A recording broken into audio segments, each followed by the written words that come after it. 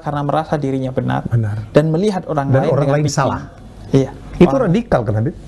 Iya, Menganggap apapun yang tidak sama dengan dia salah. betul. Itu namanya takfiri, mengkafirkan orang lain yang berbeda Gampang betul dengan dia. mengkafirkan orang. Dan orang pertama yang dikafirkan oleh dia adalah Sayyidina Ali bin Abi Thalib, dan dibunuh dalam keadaan sedang sujud di masjidnya oleh seorang yang hafal Quran, pembaca Al-Quran, seorang muslim yang taat. Jadi dari dulu tuh udah ada ya? Udah ada. Bahkan bisa ditarik ke zaman Nabi Muhammad. Nabi Muhammad pernah ditegur oleh seseorang karena membagikan harta rampasan perang.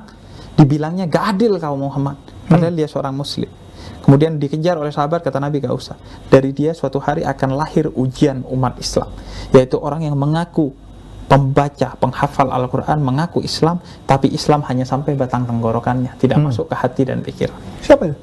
Yaitu orang-orang neo-Khawarij, disebutnya Khawarij. Orang-orang sekarang yang memiliki ciri pertama, mengkafirkan orang yang berbeda. Betul. Nabi Muhammad mengislamkan, ini malah mengkafirkan. Yang kedua adalah menyelesaikan masalah dengan kekerasan. Menyelesaikan masalah dengan kekerasan. Yang ketiga adalah menuduh orang yang berbudaya, bernegara sebagai togut, sebagai syirik, dan lain sebagainya. Jadi itu bahaya sekali. Itu perbedaan di internal umat Islam bisa lebih membahayakan dari perbedaan antar agama. Timur Tengah dihancurkan oleh perbedaan di internal umat Islam. Padahal sesama Islam.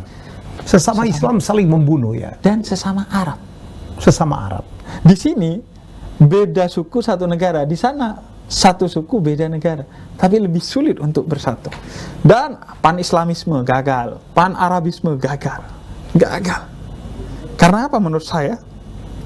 Karena agama ditanamkan secara dogma, bukan dari kesadaran. Bukan dari kesadaran. Kalau di sini secara kesadaran, sehingga salah satu capaian kita dijajah Belanda ratusan tahun menurut populernya, tapi agamanya gak berubah.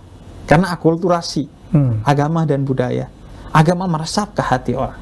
Agama sebagai way of life bagi kita, sehingga sulit dicerabut.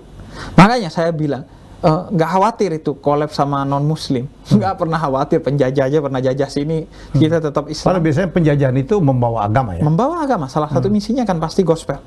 Membawa termasuk waktu Islam menguasai Andalusia kan. Negara itu menjadi Islam semua ya. Betul. Begitu Islam kalah, berbalik semua. Betul. Salah satu monumen paling menarik tentang hal itu adalah Hagia Sophia. Hagia Sophia di Turki, ya. pernah jadi gereja, diubah jadi masjid, diubah jadi museum, sekarang diubah jadi masjid.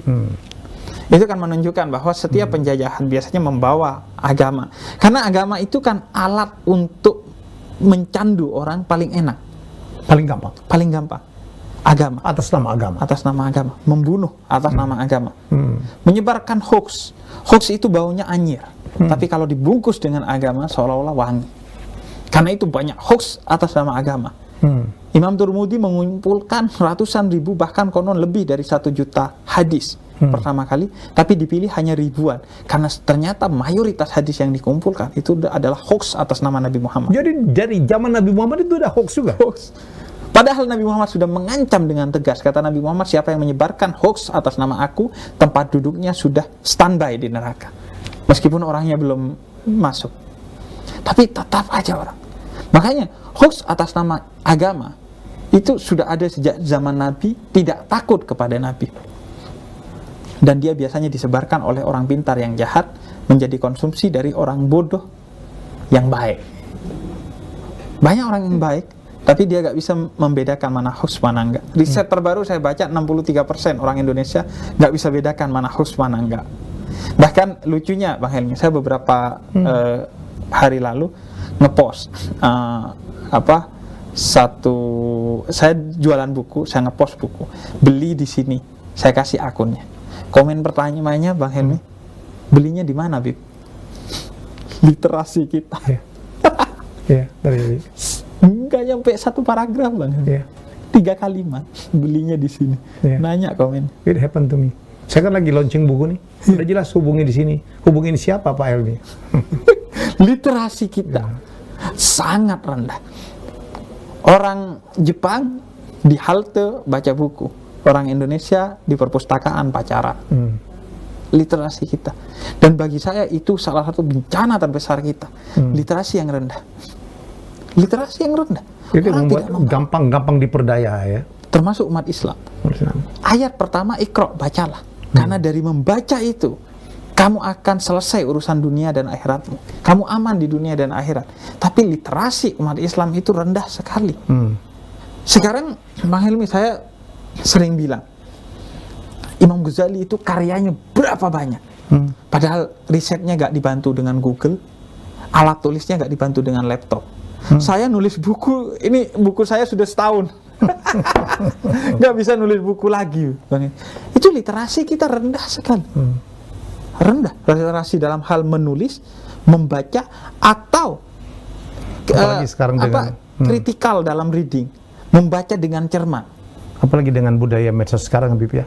Apalagi belum tahu kebenarannya di repost. Betul. Ya, itu terjadi dan ini termasuk penanggulangan COVID itu banyak sekali hoax yang betul. Makanya tidak bertanggung jawab. Saya sering bilang tantangan kita sekarang bukan hanya pandemi, tapi infodemi.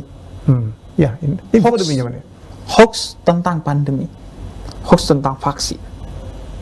Vaksin nggak vaksin gue mati kok, Bib. Iya, makan nggak makan juga lo mati. Apakah lo kemudian memilih untuk nggak makan? Nggak makan. Bib, jangan takut corona, takutlah kepada Tuhan. Sayyidina Umar orang yang paling pemberani dan paling beriman. Ketika masuk ke Syam ada pandemi di sana, beliau mengurungkan. Kata beliau, saya lari dari satu takdir menuju takdir lainnya. Hoax di mana-mana sekarang. Atas nama. Jadi ini bencana yang bisa jadi lebih besar dari pandemi. Orang dibunuh bukan karena pandemi, karena hoax.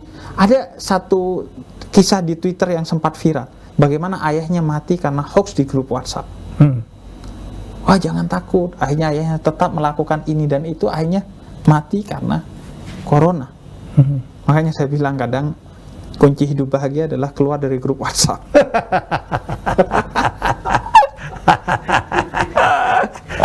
Yang bicara tapi pelaku medsos. Iya, makanya itu salah satu rumah cahaya nama saya yang ya, rumah cahaya ini rumah sehat mental yang saya bangun di Cinere melalui Yayasan Pemuda Tersesat. Itu salah satu poin utamanya adalah mengentaskan ketergantungan kepada gadget. Mengapa? Karena saya orang yang paling tergantung